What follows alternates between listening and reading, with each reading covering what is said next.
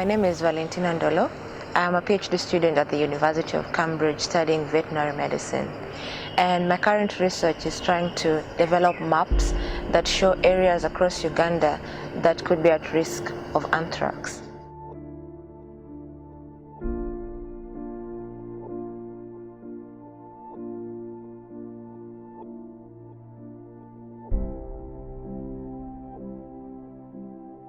Over the past 3 months, we've been going across various districts in Uganda to try and collect information on previous anthrax outbreak occurrence localities.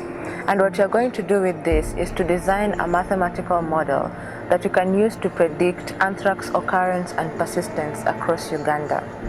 The purpose of this study is to design anthrax risk maps that can be used by policymakers to guide the implementation of anthrax prevention and control initiatives such as vaccination and surveillance.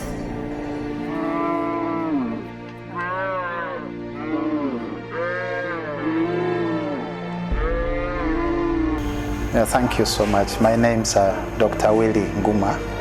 I am a veterinarian by profession. I hold a position substantively for District Veterinary Officer for Arua District. Anthrax is a bacterial disease caused by spore-forming bacteria, bacilli. It affects both humans and animals. And probably to mention it is the humans get infections through consumption of meat, contact with the meat of dead animals. I'm Dr. Matinda Nekion Mukasa. I'm the District Veterinary Officer for Yumbe District. In both humans and animals, it has 3 forms of the disease.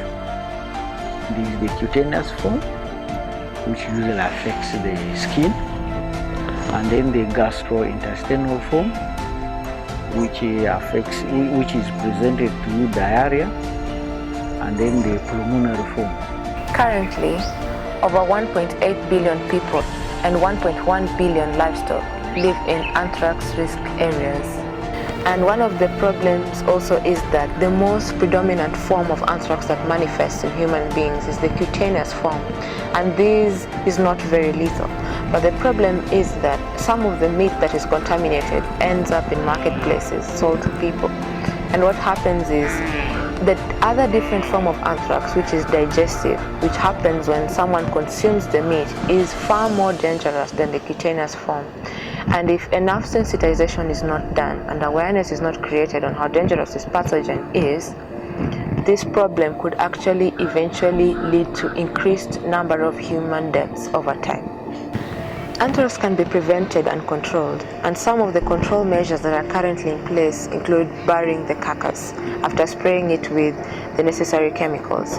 But the problem with this approach is that within some communities in Uganda, you find that people, even after the veterinary professionals have buried the carcass, will go back and exhume it and eat it. And we believe that the problem here is that there's not enough awareness that has been created on how dangerous anthrax is and how it could potentially be fatal. That aspect in the community to report animal diseases has not been up to date. And that is where we have some challenge. Apart from IDI, we haven't gotten any big support to do community sensitizations. Oblamu gave us flyers. I think you saw one of the flyers on my door. We've been able to get the support of the Ministry of Agriculture, that's at NADEC, and we've gathered information on previous outbreak localities across Uganda, and now we are at Arua, and we also visited Yumbe districts, and we were able to collect very useful information.